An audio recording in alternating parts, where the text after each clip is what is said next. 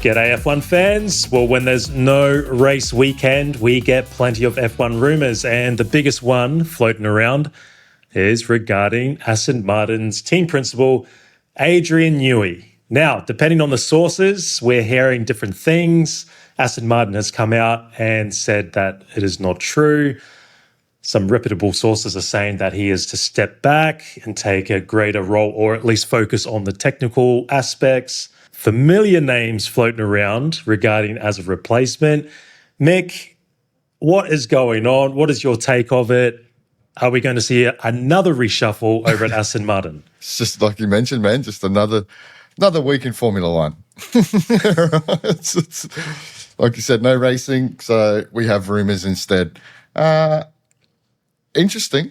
It is interesting with the reports, possibly Jonathan Wheatley and Adrian Seidl, Andreas Seidl, are the two main names that have been tossed up. If Aston Martin came out and was strong off the bat and they didn't have these issues that we're seeing at the moment, I don't think there'd be any talk of Adrian stepping back. But I think they've seen where they're at, and I think even Adrian kind of realises, oh shit, hang on a minute, I need to take a step back here because I can't be doing team principal, technical director, and whatever else that he does all in the same thing. Because of where they're at, the workload has shifted, and I think that's why we're starting to see the reports that he wants to take a step back.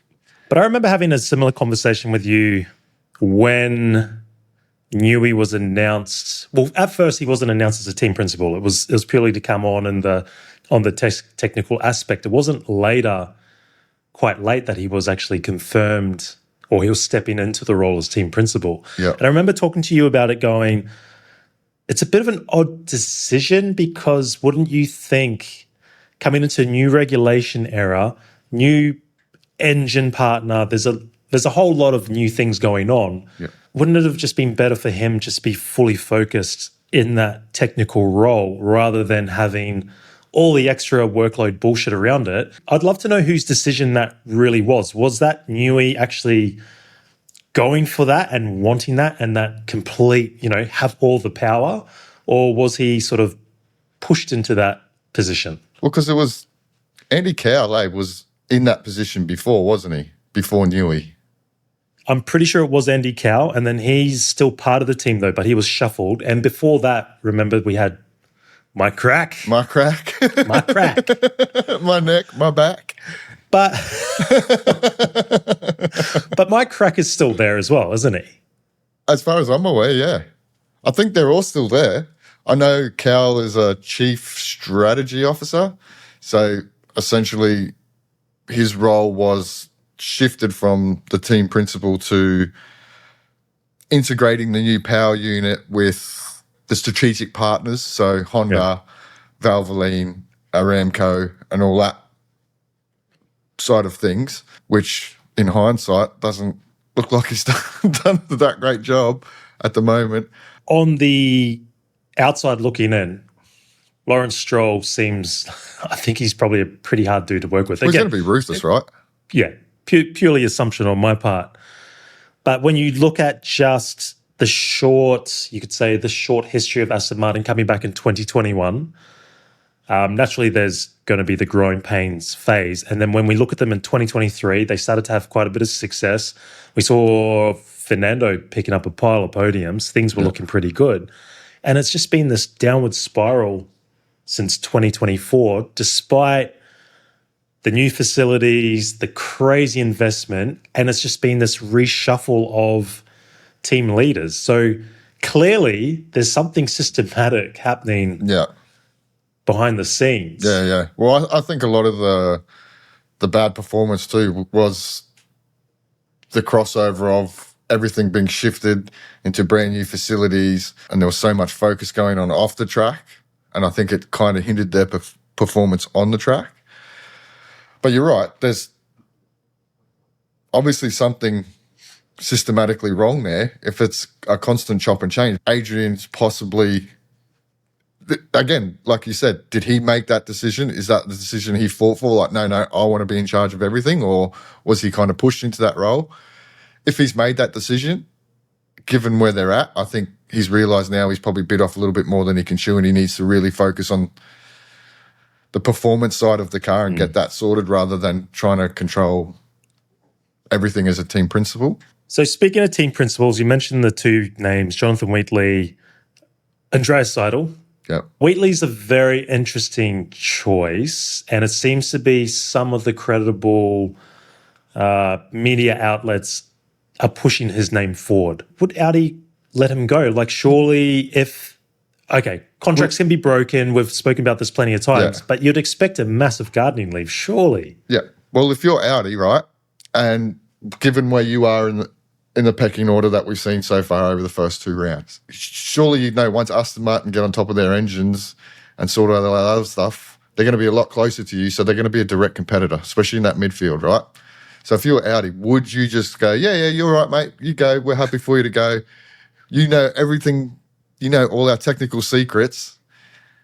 There's no way you go, oh, yeah, you're right to go whenever you want, mate. You can go, but you're not doing anything with that team for 12 months, minimum. Yeah.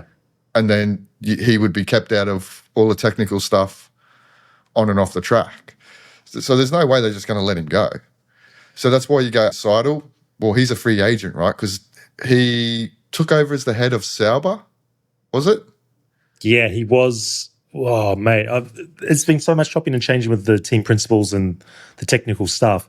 I'm pretty sure he was part of Stake Sauber around 2023, 2024. He was brought in to lead that change to Sauber to Audi, right? Audi, yeah. Yeah. And then he got the flick and replaced with Bonotto, and he hasn't done anything since. So I think he might have done something like WEC or IndyCar or whatever it was. But in terms of F1, he's a free agent. There's not like he needs to wait 12 months or he's still continuing gardening leave period, right?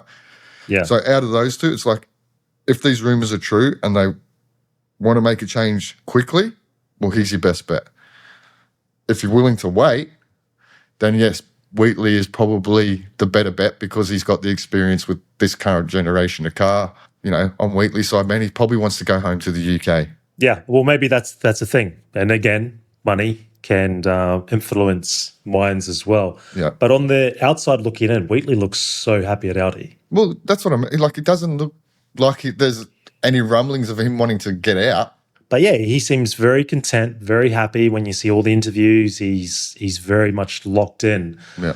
So yeah, is the pull for being back in the UK? Because I assume Audi is based in Germany, right? Is that how's the factory working? I think they're split, aren't they? Germany and Switzerland. Yeah, actually, that's a good point. The team's still based in Switzerland, but then you've obviously got the Audi part in Germany.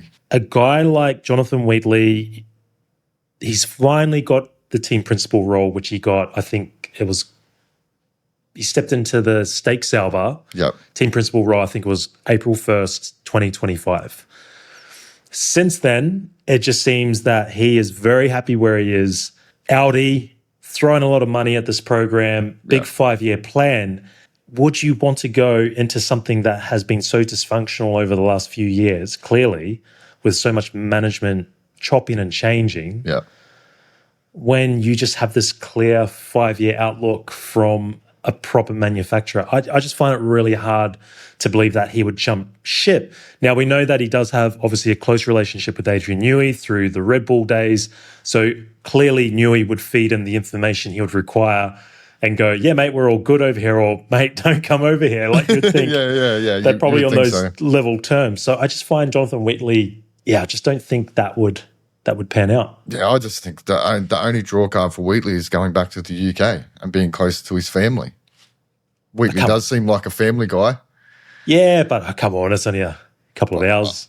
But that's what I mean, right? And you're away from home. All the race weekends, of course. Yeah, so it's kind of like, I'm with you, man. I can't see Wheatley doing the job. I'm not saying he couldn't do the job. I'm just saying, like, I don't see it. And then you look at the competitiveness on track. Audi seem to be way ahead of Aston. So, And also, yeah, he's very happy with his drivers, with Nico Hulkenberg. He's obviously got Gabriel Bortoleto. Does he really want to go into that team where, if there's clearly nepotism, right word, right, with Stroll family? Can't see it, but stranger things happen, mate. Stranger things do happen, particularly in the F1 world. Again, it's like, are they wanting to make a change ASAP or are they willing to wait it out? Because there's no way on earth out here going to let him just jump ship straight away. Doesn't work like that. Just Formula One does not work like that. There's always some period of gardening leave, and you would imagine, given the new regulations and how fresh they are, you would not be letting him go there with less than a gardening leave of 12 months. If you're going to make a change straight away, Seidl is probably your best bet. I'm sure there's other people. I think. Well, there's a team principal that has a proven track record over many seasons. Yeah. That was linked a long time ago, Mr. Horner. Mr. Horner. But see, this is the thing. We don't really know. Has it been made clear what relationship or how is the relationship between Adrian Newey and Christian Horner anyway? From what I can tell, it's kind of like Newey left. It wasn't, I guess, maybe the relationship with Horner and himself. I think it was more he was just sick of all the infighting that was going on, all the behind-the-scenes political power plays and power struggle that was happening, and I think he just wanted to get out of there. As far as I'm aware, they're still on good terms. I know, but the only problem is, doesn't Horner want skin in the game? That's it. It doesn't look like he wants to come back as a team principal. He wants a stake. So is Newey willing to sacrifice some part? Because what is it? The majority shares Lawrence Stroll, then Newey. So yeah, I'm not too sure on the actual financial structure. Yeah, I can't see Newey going I can't see it now. I can't see that now. No. But it is a absolute cluster over there at Aston Martin. Well, not only that, man. It's like, is this the time to be worrying about this sort of shit? Man, you're so far behind the eight ball. Internal restructures probably shouldn't really be the focus right now. Like, I mean, we saw there's guys that step up when Newey's not there on track. Can't they just have an interim? Well, that's a possibility. You don't even have to say Newey's taking a step back. You can say still a team principal, just somebody else is the team principal at the circuit. Well, you can always bring back Mike Crack. It's always an option, mate. Always an option. But that's it. Yeah. You could bring Andy Cow back. Otmar. Otmar. Where's Otmar? Well, yeah, Otmar. Because Otmar was the first Aston Martin team principal, if I remember correctly. Yeah, he wasn't there very long, though. Yeah, it was 2021 to 2022, I think. Yeah. I mean, realistically, where can they go from here? They've hit rock bottom. You can't get much worse from the position they're in. I guess we all wait to see what officially does come out. Reports are suggesting we're not going to hear anything until after the Japanese Grand Prix. Then we get into that 5-week period of the black hole. So there'll probably be plenty of things floating around then. Yeah. Didn't take long. It did not take the F1 season long to potentially have the first casualty. Well, it just shows, man, like what a hole they're in, man. When your performances are bad off the track, everything else compounds around it, doesn't it? And just makes the hole even deeper. So, yeah, I think they're like, shit, we're in trouble here. We need to refocus on Newey, man. You need to just get this car sorted, bro. Like, don't worry about everything else. Just get this thing competitive. Because not only that, they're that far behind. You've got to remember, at some point, Honda needs to start building engines for next year. And if you haven't ironed out all your issues for 2026, because at the moment, it doesn't look like there's any easy fix. No, well, that's the thing. And even if they then flip to going into, okay, well, the season's a write-off, we focus on 2027, there's the other side, the commercial side, the sponsors, right? Like, how long are they locked in for with the big sponsorship money? Do these big companies want to be associated with a team that is down the back and then they don't have the confidence that this team can rebound in the near future? So there's a lot at stake. Clearly, money drives everything. Well, it's going to be interesting to see how this one plays out. I'd love to know your opinions at home. Do you think Newey is going to have to take a step back? And if you were wanting to replace with a new team principal, would you go with Wheatley, or does Seidl make more sense? Or is there somebody else waiting in the wings?